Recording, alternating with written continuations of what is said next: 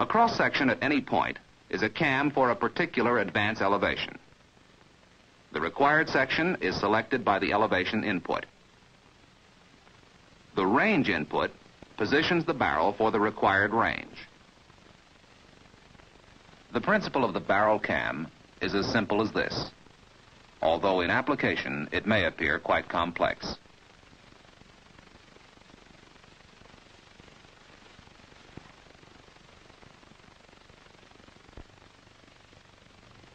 Differentials are used in computers to obtain continuously the algebraic sum of two quantities.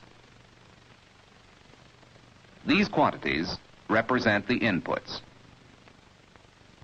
As the inputs vary, the differential simultaneously delivers the answer, no matter how rapidly the inputs change.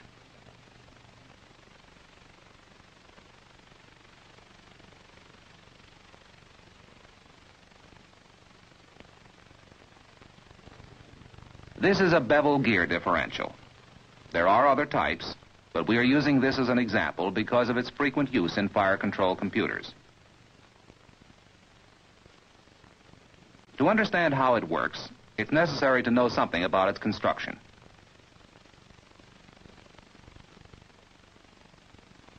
Remove the gears, and you see two shafts. They are solidly joined together. The shafts and these gears form an assembly called the spider. These are the spider gears. This is the spider shaft. And these are end gears. None of these four gears is fixed to its shaft. Each gear is freely mounted on bearings as shown in this cutaway.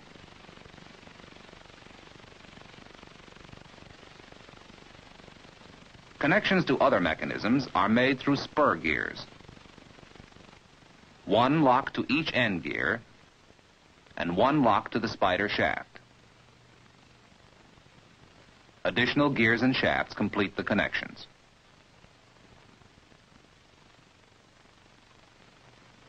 Although there are two spider gears, only one is needed for the mathematical problem. The other is there to balance the mechanism. So we can remove one spider gear, and we now have the basic elements of a differential. To study its operation, it is necessary to count and compare revolutions of the end gears and the spider shaft. That isn't easy to do. We'll show the differential action in a way that's easier to follow.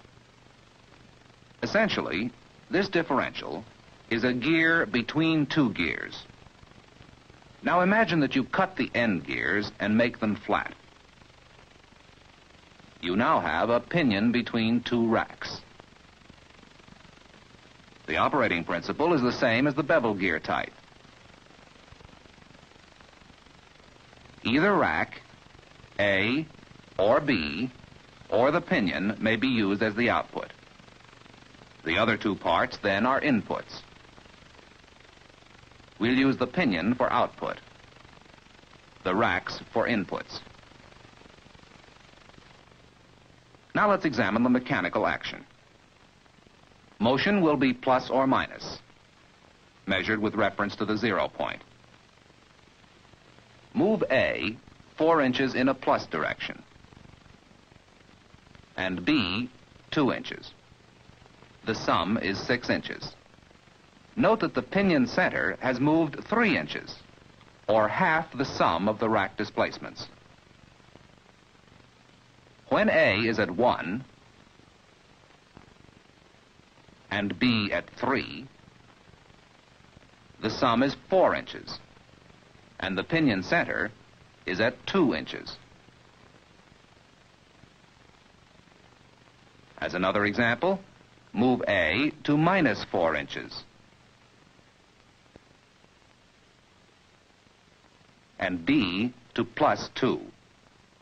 The algebraic sum of the rack displacements is minus 2 inches, and the pinion center has moved to minus 1.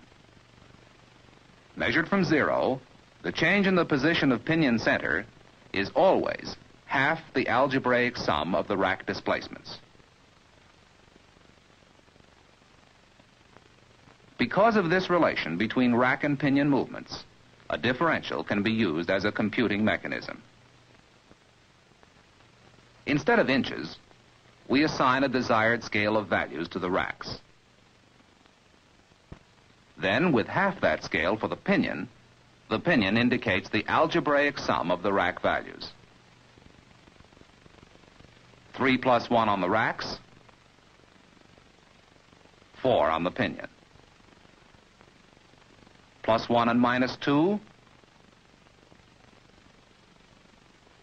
minus 1 on the pinion.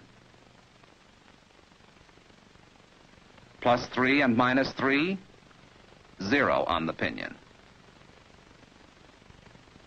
There is no fundamental difference between the rack and pinion differential and the bevel gear type.